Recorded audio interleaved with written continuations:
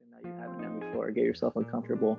Mhm. Try a different lens, maybe. Just play around with different things so you can figure out what you like, what's your style, and you can figure out what you're bad at and then try to improve those. Work with the lighting you have and what's given to you. Don't try to force anything. I tell people that everyone can take a good photo. It's just the professionals. They just get more good photos consistently than the amateurs. Hey everyone, how's it going? Welcome to another episode of the KDigitals podcast, where we dive into artists, their origin, their style, and their process. On today's episode, I'm joined by Wally. Wally, can I ask you, is it Wally IV or Wally IV? How do you pronounce your IG handle? Wally IV. Yeah, Wally IV. For sure. Cool, man. Well, every podcast way I like to kick it off is let the artists introduce themselves. So I would say, off the cuff, I would say you're a photographer, but if you actually look into yourself more, you do way more than just photography. So how do you define yourself? Yeah, I would generally define myself as a photographer. With my company, though, I am the creative director for my company, ECL Media. So I have experience with photos, videos, also some like web design, graphic design, anything within that kind of same space with cameras. I kind of do a little bit of that. I would define myself more as a strict photographer because that's what I enjoy the most, though, is photos over videos, anything else. So I think that's probably the best way to say who I am. Yeah. What is it about photography over like design or video, right? Why that? I think just the simplicity of it. I think that's what it comes down to is just, I feel like with videos and with graphic design, there's just so many things you can do. I feel like photos is just very simple. And especially me, I don't go deep into Photoshop or anything. I just take the photo and edit it. And I like the simplicity of it and how it's easily accessible for anyone. Like you can do it with your phone, you can take an awesome photo. But some videos, you need the gear, and graphic design, you need like hours of experience and all these things that you need to add on top. I just like the simplicity of photography where you can just do it anytime, no matter the gear that you have with. Yeah. So I watched your on that. So on the no simplicity, I watched your video on like how to make your photos look vintage. And I always imagine people, I'm sure you could do it in Lightroom, but I always kind of imagine people did that a lot in Photoshop. When I started a video, I'm like, oh, that's it. Man, I've been sitting here trying to like overdo it, and it was so simple. I was like, okay, cool. I appreciate that video. Yeah, that's what I do. Some of those things at the end is in Photoshop, like adding the film on top, like the film overlays. But that's generally what I kind of do is just all Lightroom, just messing with the tone curve, messing with a little bit of the elements that are in it, like the highlights and the grain. But it goes back to how simple it is. Anyone can do it, especially Lightroom. It's on your phone. You can just edit with that. Just a couple of little looks. Mm-hmm. For sure. Well, so judging by your work, it's clear you know what you're doing, right, when it comes to this. But how long have you been doing photography? I would say about 2 years is how long I've been doing it. I got my first real camera 2019 August. That's when I got my Sony A7 III. So I would say that's kind of the good starting date. I had taken photos with my phone and kind of been messed around with different things before, but I would say that's probably a good date.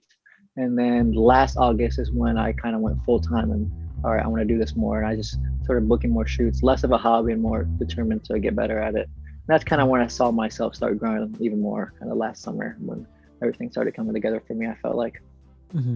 For sure. So if you picked it up a year ago, and then I feel like 2 years is pretty short, right? But like I said, when you look at your work, like you're good. So it's kind of like, how was it like you picked it up and like, oh shit, this is fucking fun, I'm gonna do this? Or is it more like you did it and like, oh, this is just a talent, like you just realized you were good at it and you're like, okay, well, I guess I should yeah, a little bit of both. I feel like as I learn more, I'm pretty technical with anything I do. Like I get right down to the nitty-gritty. I try to learn why is this good, why is it bad. So it's very technical, less of an art, I would say. Like I start to learn really fast and I can consume information really quickly. It's like every time I watch a YouTube video, I try to learn really fast, especially if it's something I'm passionate about. I can learn very quickly.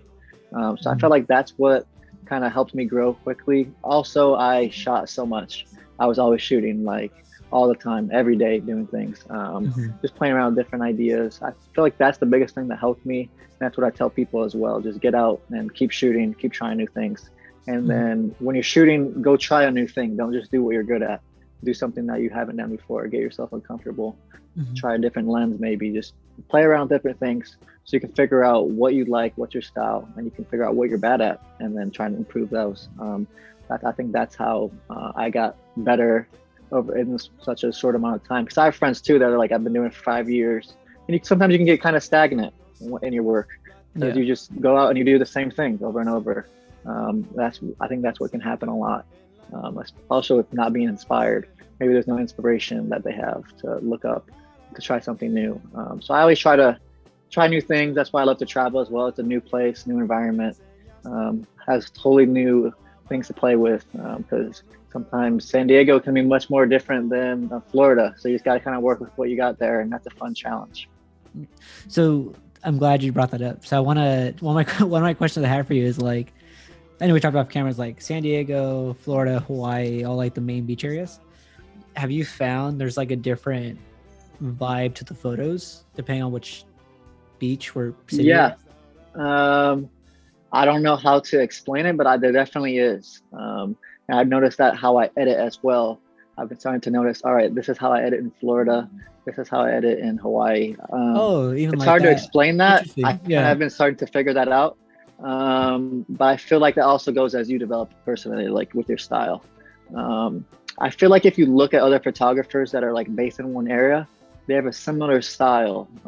If they're like let's say if they do like kind of film looks, all those photographers in Australia that do the film look, they kind of have a similar look. I don't know if it's just because that's the way the beaches are colored and the environment, but I kind of noticed that as well, that you kind of got to work with what you got.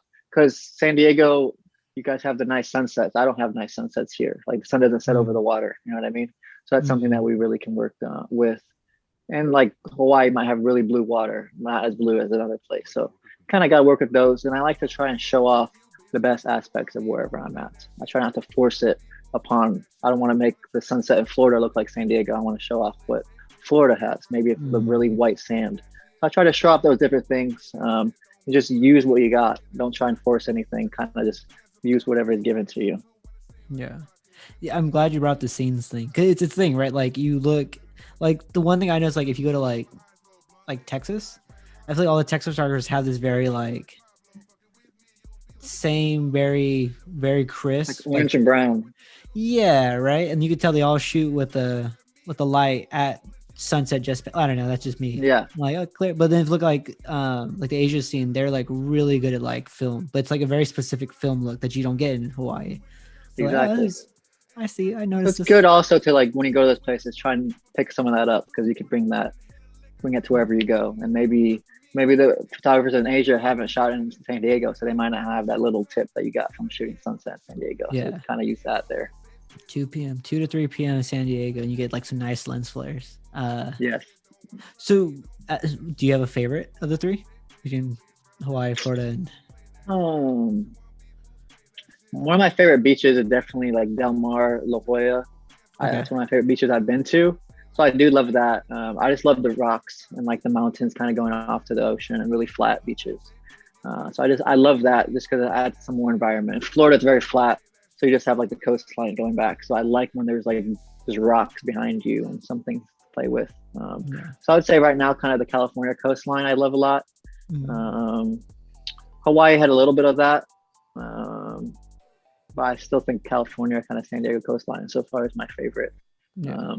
I've not been there yet when there's like crystal blue water. I don't even know if that's a thing. But I feel like if they had that, then when I was there, then that would be like 10 out of 10. Like that'd be the way. Yeah, for sure. That's cool, man. So then I want to bring back to that, but we'll put a pin on it. So when it comes to like IG game, right? Like obviously post your best photos, be consistent, all that. In terms of like creativity, you look at your stuff, like you do more than just here's a photo. Like you do like these cool collages, but like there's duct tape on the wall and all that. Like, is that actually like printing those out, or is that Photoshop duct tape? Like that's Photoshop. That's all Photoshop, and like you can download different elements. I use Creative Market. You can like buy a bunch of things, or you can just look on like Google and search like duct tape, or even like the Photoshop brushes. You can look at duct tape brush, and you can just play around with that. And I usually just start going, and I just make it. And I'm just sometimes I'll look at Inspo and be like, oh, that's a cool filter they use, and then like kind of take that and make it my own. Some of the filters even I've like made my own. Like I'll go and like type the words like Kodak and everything. But I usually build those. I haven't been doing it as much because I don't want to spend too much time on my Instagram posts, because usually people only will see that for 24 to 48 hours. So I don't want to spend like 3 hours making that. maybe I could spend 3 hours making like a YouTube video, which has a longer length of time, or spend my time trying to get clients and actually more productive things for the business. So I haven't been doing that as much, but once I get inspired with like a nice series, that's when I'll kind of make a nice little collage. I feel like it's something a little different for Instagram because a lot of people just will do the normal carousel. So I like to do like the cool swipe will keep people interested.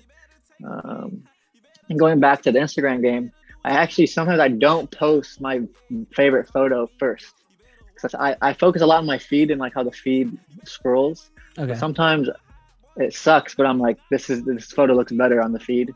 So sometimes I won't actually post my best one first. I'm not sure how that has affected me, but I noticed that as well. Or I'll have like a really nice shot. I'm like, I have to wait until it matches. That's kind of, but then it sucks because it'll be 6 months and I'm like, I don't even like this photo anymore. I've been looking at it for 6 months, but that's something I've been stuck with. I've been there too. It's annoying because like you have it and you're like, oh, I'm gonna put this in the holster, right? And like I'm ready, and then times like, I mean, I already posted that series, right? So it's no point, but I shouldn't read. And then you start overthinking it. And you're like, whatever. I'm sure. Yeah. So. And I think that's a good reason to have a website as well, which I've learned is because Instagram has this format, and you don't want it to take control of you. You don't want it to be like, oh, now I'm only going to shoot this way, so it works for Instagram. So I like to have a website so I can be like, all right, I can still make a nice landscape image, you know what I mean, and put it on the website, or I can get a book or like make a print. There's still you have to think about the other things to have because. I always tell people, what if one day Instagram gets bought out and it's not anymore? People don't use it. That happens all the time with applications. So you don't want to have all your work on there. You want to make sure you have a resource where you have your actual work somewhere for people to view. And as well, you have other things that you do. You do other projects, not the same thing that you're on Instagram. You might have some other projects. So you want a place to show that off to clients and different people. Yeah. So you keep bringing up clients. I want to ask you about that. How did you like work with the brands you did? So like you have Rockstar and ESPN. Like how did that come about? ESPN was more of like internship when I was in college. I worked in the athletics department. So I worked in production during like live games. That would be like either camera work or in the production truck, like controlling the cameras, telling people to do different things. So that was with that. It wasn't like I made a commercial for ESPN or anything. Some of the videos we made for the school were on ESPN during like the halftime of the game. So that's most of that work. Most of the other brands, other than that, I just reach out to and try to set up a project with them. Sometimes it's a nice paid project or sometimes it's a free work where they send you some products. But either way, you're still working with that brand. You're getting them under your holster for different companies they have worked with and gives you good experience in diversifying your portfolio. For sure. Yeah, it's cool, man. So you created this company. So I feel like I walked away from that. And my apologies, but you brought up like you do ECL, right? So what does that company focus on? Is it just like Instagram content? Do you create any content? Do you just anything with a camera? Yeah, that's pretty much similar to that. Similar to what I've been based around. It's just focusing on having other creators on the team as well. It's not about just me. Like we have other people based in different places. We work with different brands and businesses and individuals around the world and get them content. And we like to have different levels of photographers because it matches the different levels of brands. We might have a really high-end photographer that can't do a job for $300. You know what I mean? Maybe their rates are just so high. But maybe a starting out photographer that's kind of getting his stuff going. Maybe that's a great job for him. So that's what we have to work with. We want to have a place where not only the brands don't have to worry about digital content, they can just worry about running their business. I also don't want the photographers and the videographers to have to worry about getting jobs and paying the bills. I want us to be a place where we can help supply them those jobs, where we work directly with all the business side, talking to the brands, and then we just kind of work with the creators to do what they're best at. Yeah. That's cool, man. And how long has that company been going? If you just that business started February. Oh, nice, dude. It's been official, so it's pretty recent. So we're still like figuring out how everything works and fine tuning things. But that's pretty recent. Before then, it was just me, and I'm like, this is a good opportunity. Not only because if there's a big project that we need multiple people, it'd be good to have an extra photographer to work with, or and then we can also offer different locations because maybe I'll be traveling, but they still want to shoot it in Florida, so I'll have my another Florida photographer that can take off that job and still get the job done for the client. That's cool, man. That's cool. So want to little narrow the hard left again. What's your gear setup? What do you shoot with? Are you Sony guy? Yeah, Are you Fuji guy? Sony till I die. Sony I have the guy? Sony A7 III. Okay. That's just the first camera, the first real camera I bought. So I've been working with that since 2019. I started, my first lens was I actually had a 50 millimeter, but it was like a really old one. So like it was manual focus. So I felt like that helped me learn as well because I had to slow down. Never had autofocus until I bought the 85 1.8. So that was my first lens for portraits. And then I started to get into a little bit of video. So I got the 35 1.8. And then a few months back, I got the 24 to 70 2.8, which has not been taken off my camera for a few months just because it's just so versatile, especially when I travel. I don't want to change the lenses or even bring another lens with me. Just bring that one setup. That's kind of my setup now. I do use the Mavic Air 2 drone for some of my drone photos. That's pretty much it. Keep it simple. I have a gimbal, but I barely use it. I'm just so run and gun. I kind of have it available if there's like a job that specifically needs it. But I usually just run and gun, handheld. So then, how do you do your videos? Like you're just like, don't shake. Don't hold your breath. Basically just don't shake. Yeah.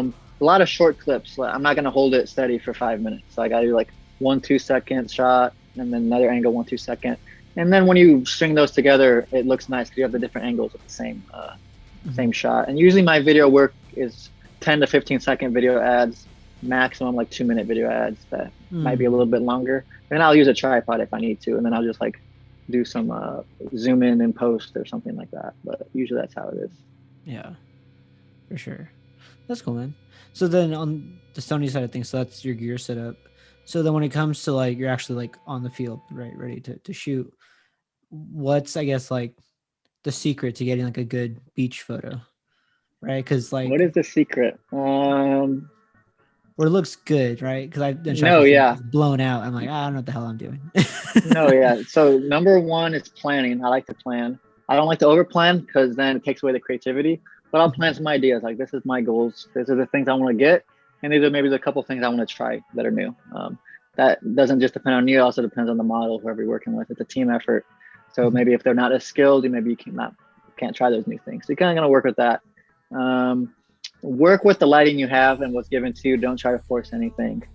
People ask me often, like, what lighting do you always shoot with? I'm like, whatever. Like, I'll just go and do it. Each lighting time has its own benefits. So you kind of have to start learning what works, what doesn't for you, especially your own style.